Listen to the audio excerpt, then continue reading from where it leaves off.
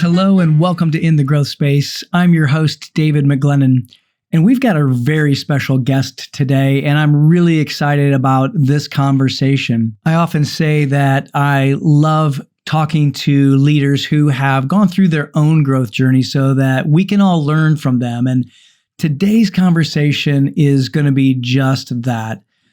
Today, I'm talking to Bethany Clemenson. And a little over a decade ago, Bethany found herself in a place where on the outside, it looked like she was just killing it. But on the inside, it was killing her. She had climbed the corporate ladder and was an award-winning leader in the company. She and her husband had built their dream home. They had 2 healthy children and were financially healthy. Behind the scenes, Bethany worked 80-plus hours a week. She was on call 24/7 and traveled regularly. She and her family were disconnected, and she felt exhausted, unfulfilled, resentful, and frustrated.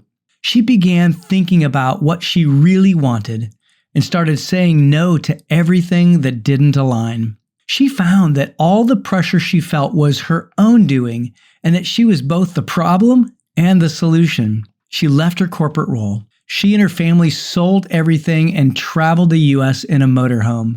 Her teens chose their journey, and they left their pressurized life behind in pursuit of more connection and memories. Today, they are deeply connected and more fulfilled than they have ever been. As a dual certified coach and international speaker, Bethany helps women leaders and entrepreneurs depressurize their lives so that they can get the results they want and live their big life on their terms. And in this episode, you're going to hear the story behind this story. You're going to hear the story that led to her family selling everything and traveling around the U.S. in a motorhome.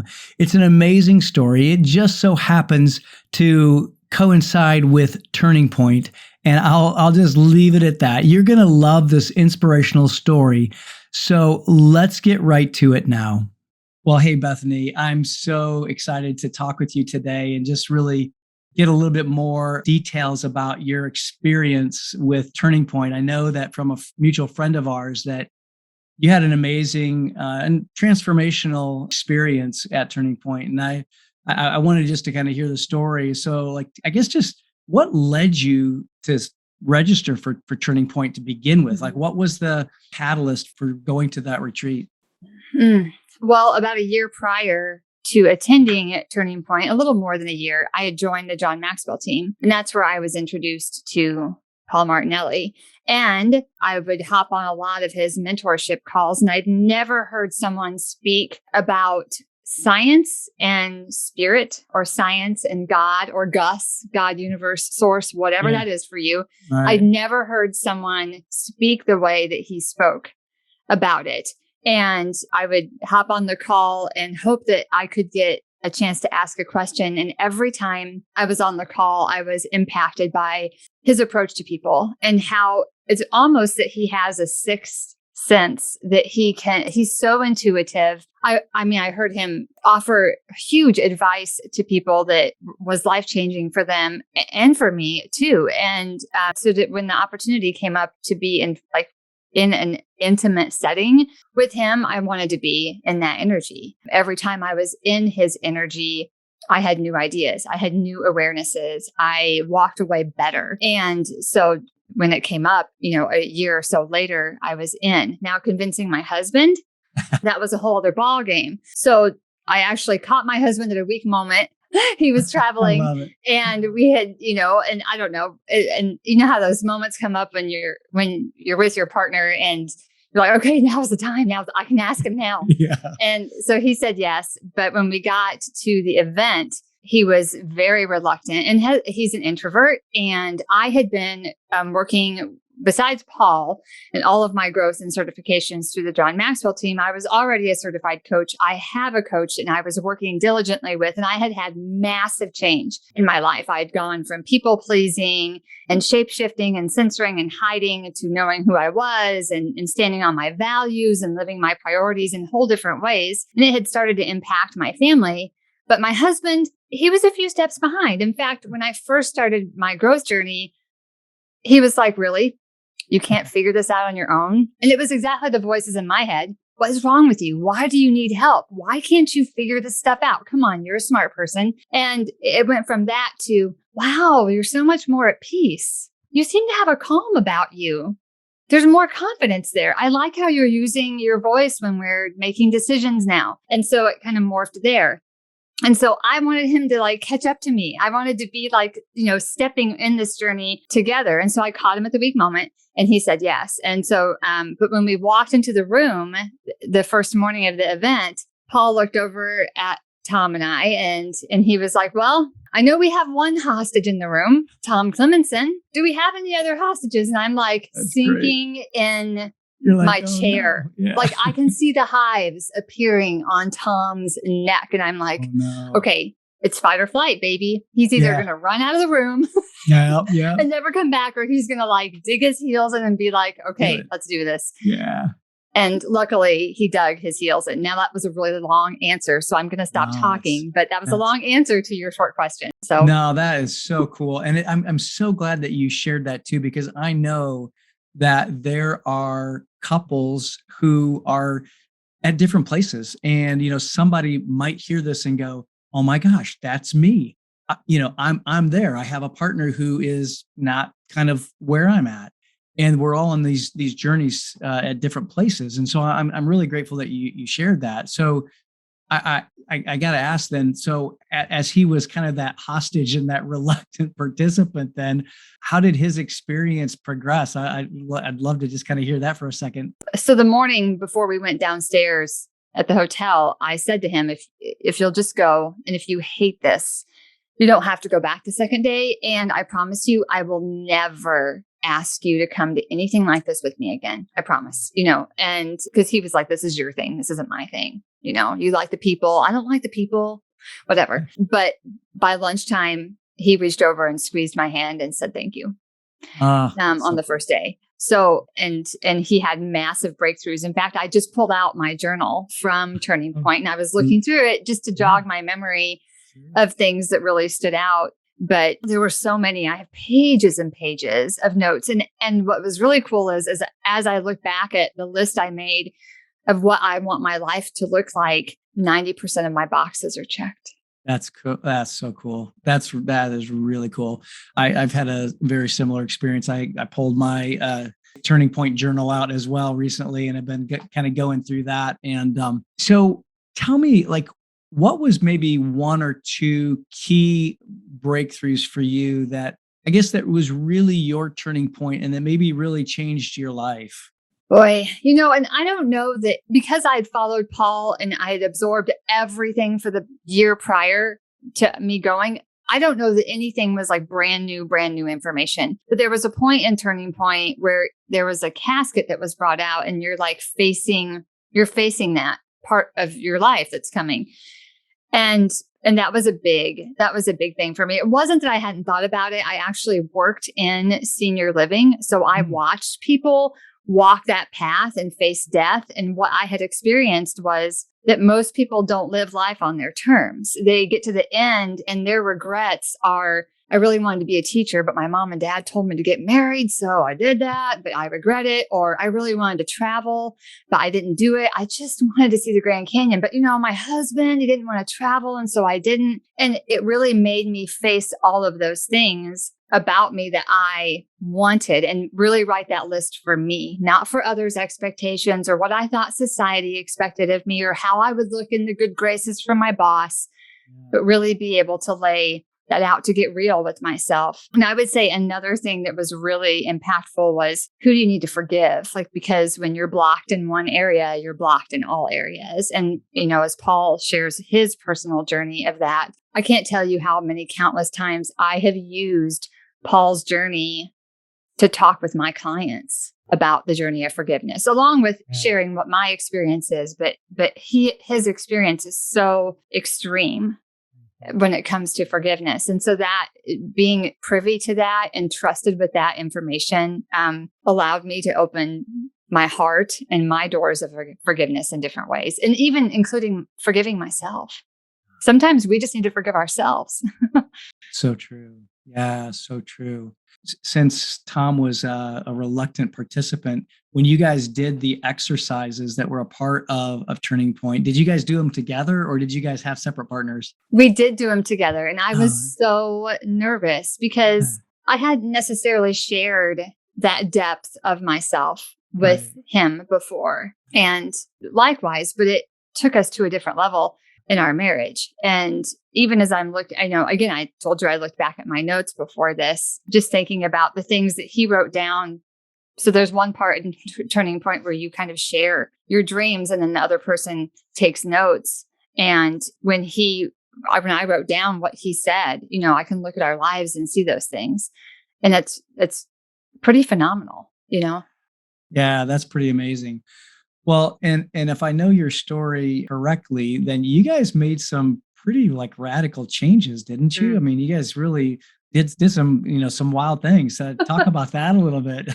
Okay. So I have to say, you just never know. Like when you're nudged with something, when you're nudged to tell a story, and maybe it's uncomfortable for you to tell, or maybe it's not something that you normally share, or you feel a nudge to reach out to somebody, do it. And here's the flip side of that. I was standing in line for the John Maxwell team for my first event, and I met this woman named Michelle. And I don't even know how it came up, but what we ended up doing is selling everything and traveling the US in a motorhome. And I'll get to that in a second. But at that time, that had never even been a thought in my mind. And this was 2017. So I'm in line with Michelle and we're talking, and she mentions they live in Colorado and her husband's a firefighter, and they rented out their house for 6 months and took their teens out of school and traveled in Europe. And I was like, people do that? Like in my head, I'm like, wait a minute. I don't think she's a multimillionaire. I don't think she's independently wealthy. She's just a normal human. People do that. And it just kind of opened my mind to all these different things. So fast forward. So we go to Turning Point, and I had kind of toyed around with the idea of doing something different. I really wanted to break out of corporate. I really felt like I was made to do something different, not necessarily better. I just, sometimes you just need to move on. And I didn't know what all that would look like, but I wanted to give my kids more memories and more connection. I had spent so much time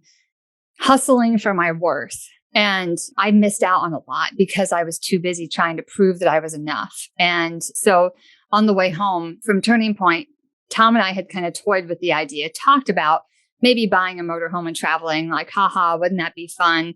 But not really, we weren't taking a leap. And we weren't campers. Like we aren't like, we didn't own a camper. We don't really know about that. But on the plane, he turned to me and said, we have to sell everything. Oh my Everything, gosh. our entire life that we have built to this point, it looks like we have a lot. And we had checked all society's prescribed life boxes, right? 2.5 kids and the dog and the picket fence and the acreage and the cars and the job and whatever, right? And we were disconnected and unfulfilled. And he had just like caught up to me in that weekend and said, everything that we have, we've built out of scarcity and lack, and it's time to live into abundance. What does that look like? And so by the time the plane landed, we knew we had to sell our house. And so we did. So we came home. One of the ending exercises that you're challenged to do. Am I okay to talk about this? Absolutely. Okay. Yeah. All right. Absolutely. I don't want to give away any secrets. Yeah. No. It's all good. Okay. All good. All right. So one of the things that we were challenged to do at the end of our Turning Point was for 90 days to do an I am statement. And so if you're with a partner and you're doing it, then, you stand facing each other and you would pick out an I am statement for the day. So I'm confident. And then I would say that to Tom, I am confident. And he would say back to me, looking me in the eye, Bethany, I see that and believe that in you. And then he would say his, and we did it. Tom even got on Facebook just so we could have accountability inside of the group, the Turning Point group. So we would post our I ams every day, and we did it faithfully. And we kept our eye on the prize and our intention set. And even though we had no idea all of the hows, and I had a friend that was a realtor. She didn't even do real estate in my area, but she took us on. Our property was 17 acres in a place that was remote to get to. It was going to take the right buyer. We didn't think it would sell because it was frankly at the top end of the market in our area. There were all these obstacles, but we just kept believing. And our realtor was on board too. She's like, it's not if, it's when. It's not if, it's when, And anyway, our 90th day of doing the IMs, we got up off the mattress that was on the floor in our bedroom. And that was like the only thing that was left in the house. And it was our last time being in the house. Wow. So we sold everything. And then we proceeded to finish out time at work. We actually moved into a senior living community that I just opened about an hour away. We moved into one of the empty apartments, and I finished out time at work there, where we all slept on the floor on mattresses there, because we'd sold everything we owned at that point, because you can't travel with all, a 5,000 square foot house items with you, right? And so we finished out time there, and then we went out and picked up our motorhome that we bought in Texas, and we hit the road for a year. So definitely like game changer for us. Not that, don't worry, if you don't want to travel the US in a motorhome with your teenage children, that's not what Turning Point does for everyone. Right, so don't worry if that's not your jam. Yeah. But for us, that's what happened. Right. Well, and I think that one of the things that I think a lot of people don't realize is that sometimes if we want our life to change, we have to make some wholesale changes. We've got to make a lot of changes. Not always, but we have to start those changes. And I know that, in Turning Point, we talk about getting outside your comfort zone and what is that like? And then you actually have some practical experience in getting outside of your comfort zone. And to the degree that you feel comfortable doing it, you can do that at the ropes course. And I guess that's the cool part is that you get this practical application of the things that Paul is teaching in the classroom or in the sessions. And I think that is really a cool thing, especially from an experiential perspective. And then even just to jump on your point too, that, you're not going to you sell your possessions and travel the world necessarily. Although that could be your dream. It could be, underneath your surface, but you don't have to do that. But I'm curious then. So how then you're not traveling the world still or traveling the US still, how have things transpired and what's taken place since then? Sure. Great question. So we traveled for about a year, and we went to the North Woods of Wisconsin to visit friends over the 4th of July weekend, and our kids fell in love with it up here. We had every intention of settling in Florida. We actually even had a Florida address, but our kids they just loved it, the lakes and the beauty up here. So we ended up purchasing a multi-cabin property on a recreational lake, and the cabins all needed repair. So we're in the process.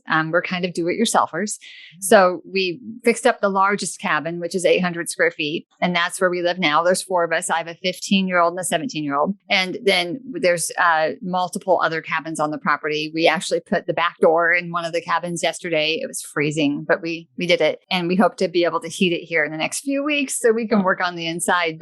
And then our plan is to Airbnb, the properties, and you have lake access. You can swim. There's 2 restaurants on the lake, and you can, boat to the restaurants if you want. There's a sandbar where you can, stand in the water and play Frisbee. It's beautiful. And then in the winter, ice fishing galore. I mean, people pull their ice castles out, and they're snowmobiling up here. And I mean, I don't know. So that's what we're doing now. I coach and speak full time with my company, Big Life Resources. And my husband has his own company and he travels. But when he's home, we're working on the cabins. And so that's kind of where we ended up. Our kids do school online, and they went to regular school for a couple of years. And then COVID COVID, right? Yeah. Right. That happened. And so this year they decided that they wanted to be able to travel with Tom some. And so a sophomore and a junior in high school. And so we'll travel. We travel with him some now. And it's just nice to be able to have that freedom to do the things. And I can do my business from anywhere. I have a shoffice that I'm in now. It's a shed office, like a she shed, but it's an office. Yeah. So it's like 8 steps from the back door of our cabin. And that's where that's where all the magic happens, David. That's where it happens. That's where it happens. Oh my gosh, that's fantastic. I love it. Well, and I think the cool thing is that I'm hearing from your story is that you're living your life intentionally and you're living it on your terms. And I think that that's one of the things that I know for me, I took away from Turning Point. And that is just I can live life on my terms and I can be causative. I can transform my life. If I don't like how my life is right now, I can change that. And Right. it's not doesn't mean that it's easy. I'm sure that you had really difficult days in that Oh, change process. And maybe absolutely. maybe even talk a little bit about that, because sometimes when people hear the stories like this of change, people think, oh, it was just magical and No, tra la la la la. We were just having all kinds of fun. So no. maybe talk a little bit about the tough parts. Sure. So, absolutely. I mean, first of all, like there is no charmed life. There is no like silver spoon. We've worked for everything that we have. We're not independently wealthy, and it is hard. It's to have the mindset, you have to wake up that way. You have to wake up and intentionally be in gratitude, because that's what opens you up for receivership. And if you're not in gratitude, then you're probably out of alignment with spirit, source, God, whatever that is for you. And that's become a moment to moment practice in our life. And that's truly what I mean, that's what we've taught our kids now. That's what we do together. That's what I teach my clients. And it's not always easy. It definitely isn't easy. When right before COVID was a thing here in the US, my husband got really, really sick, and we were living in the basement of his mom's house. She wasn't there because she was battling cancer. And, but we were in the basement. We didn't have our own space. We had just sold the motorhome. We were coming down from the high of like Yeah. all this travel. And it wasn't always perfect either. Don't get, there were Yeah. days you're stuck inside. It's raining. You're like at each other and there's nowhere to go because you're in 300 square feet. And you really have to learn how to navigate conflict well and have open discussions when you don't agree. But we found ourselves in his mom's basement because there was nothing for sale here. And the market this is a resort community. People from Chicago and from Minneapolis, St. Paul come up here to their weekend cabins, and there just wasn't much here. And so Tom got really sick, and everything in my business came to a halt. Everything in my life except him came to a halt. I was at the hospital with him, and I'm a nurse by trade. And, so I think it's really easy to look at your insides and compare it to somebody's outsides. And if you're listening to this, all you have to do is compare it to my outsides, because you don't know the battles I face. But we struggle with believing, with staying hopeful when like things don't work out as you want them to. When we get all the roofs on the cabins here, and then we have a windstorm 3 days later and it falls on the cabins, like huge pine tree, and so but you get to choose what you give power to. Like there's just as much good as there is bad. And you get to choose moment by moment what you're giving your power to. So we can focus on the crap and on the stuff that is not what we want it to be. And then we just vibrate with that and we just see more of it, because that's what our mind does, right? 17 seconds. Is that what they say? 17 seconds focusing on one thought and your mind goes to work to weed out everything that doesn't align with that thought. So it's just an intentional practice. So there is no charmed life. There is no easy way. There is no overnight success. It's moment by moment work, period. I love that. And I'm so glad that you said that too, because I know that oftentimes people will think that, hey, I can go to a retreat, I can make this one change, and then poof, everything is wonderful. And that's not the case. And I'm really glad that you shared that. Well, if you were talking to someone who was thinking about going to Turning Point, what would you tell them, and why would you tell them to go if that's the case? I would say do it. I would say figure out a way, if, as long as you're not jeopardizing your health or well-being or your family's health or well-being, even if you have a spouse or partner or a family that doesn't understand, but you feel like that's a good next step for you, do that.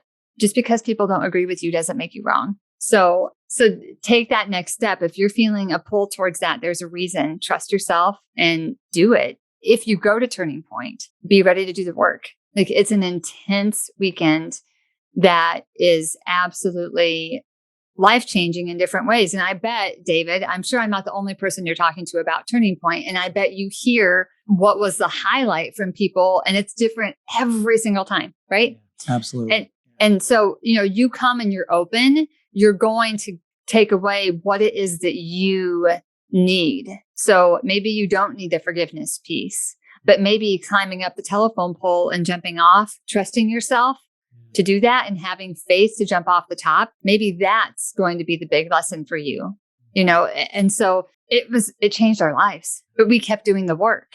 It didn't just stop. It wasn't like, I'm going to go get this magic ticket. Right. And so then I stayed plugged in. I stayed plugged into Paul, to the community. I'm still plugged in to Paul. And it's not that Paul's the answer. You find the person that speaks to you and whatever, but you stay plugged in somehow to like-minded people that are on a path of growth and becoming, the favorite version of themselves, because that's how you live a big life. That's how you get to the end and you don't have regrets. You're authentic. You stay true to who you are and what you want. And that doesn't make you selfish. That makes you shine. That makes you, be who you're supposed to be here. I love that, Bethany. That's so great. So before we close up, let everybody know a little bit about the work that you do and, a little bit about yourself and how they can get in touch with you. Sure, absolutely. So I am a life and leadership coach, which that's a lot of, I think you probably hear that all the time from people, but here's what I do. I have a company that's called Big Life Resources, and it's a combination of spiritual connection, emotional management and regulation and intelligence and mindset and navigating all that on a moment by moment basis, like recognizing that you're the problem and the solution. Like you have all the power. It's like Dorothy and the Wizard of Oz. I help people recognize they're wearing the ruby slippers. Right. They're wearing the ruby slippers. Yeah. You have the power all along. And I just help people, go from feeling blocked to seeing possibility. But they do the work, right? So I have a membership community that people belong to. I do limited one-on-one coaching, and you can find me. I hang out on Instagram at my name, Bethany Clemenson, or my company, bigliferesources.com. Love it. So I've heard you say this phrase a couple of times, and I want to key in on it for just a moment before we leave, because you said this phrase, do the work. And so I guess what I want to encourage people, if they're listening to this and they say, I think, Turning Point sounds like a great thing for me. I think it's something I want to do. I just want to prepare them that you got to do the work, and you've got to be willing to actually go within yourself and be able to kind of discover yourself a little bit more. And I think that there's no better time than when this is being ready to air. When we're recording, it's right around the Christmas time and the New Year's time.